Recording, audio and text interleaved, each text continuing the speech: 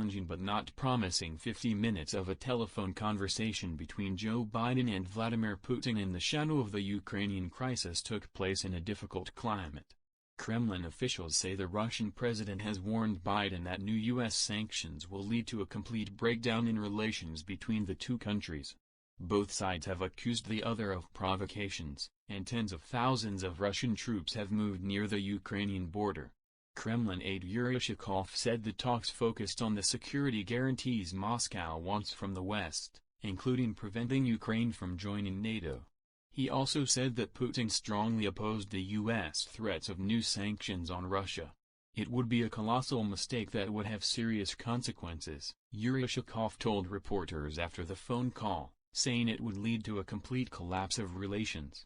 The Russian president made the call before the security talks scheduled for January 10, 2022, in Geneva, Switzerland.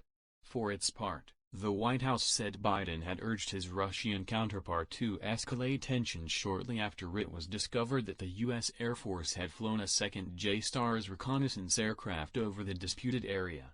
The U.S. president made it clear that the United States, its allies and partners will respond decisively if Russia invades Ukraine, said White House spokeswoman Jen Psaki. A senior government official added, the tone of the conversation between the two presidents was serious and substantial. Russia has alarmed the West by moving more than 85,000 troops near the Ukrainian border, but Russian officials have denied plotting to invade. The phone call started at 3:35 p.m. local time, and the White House posted a photo of Biden at his Delaware home office. Before the phone call, an official had told U.S. media that we are in a moment of crisis, at a time when there is a large accumulation of Russian forces on the border. It will take a high level of Russian commitment to overcome all this and try to find a way to de-escalate. Russia has deployed hundreds of tanks, self-propelled grenades, and short-range ballistic missiles near the Ukrainian border, along with what Ukrainian officials say are 50 regular battalions. No concessions. Westerners have ruled out a military response to a possible Russian invasion so far. However, the Russian president also insisted that imposing massive sanctions on Moscow because of the crisis in Ukraine would be a colossal mistake, the Kremlin said.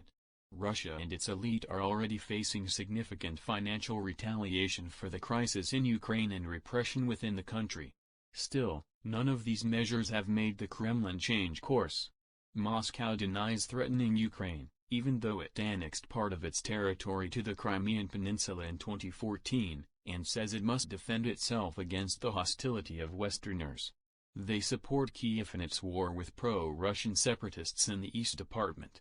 Despite repeated Russian denials, the latter is generally considered to be carrying out Kremlin orders in the West. In a clear indication that the January 10 talks in Geneva on Ukraine and strategic stability will be bitter and harsh, Russian Foreign Minister Sergei Lavrov ruled out any concessions. The United States, for its part, has called some of Russia's claims unacceptable. The talks, which will be attended by U.S. Secretary of State Wendy Sherman and Russian counterpart Sergei Ryabkov, will be followed by a NATO-Russia Security Council meeting on January 12 and a Security Council meeting on January 13. And Cooperation in Europe, OSCE. The West continues to put pressure on Russia. The U.S. seems to have excellent economic relations, and not only with rising China. America and China are hugely interdependent. Russia is alone but independent of international decision-making centers. And most importantly, the Russian bear is determined. Is the deep U.S. state ready to push the button of doom?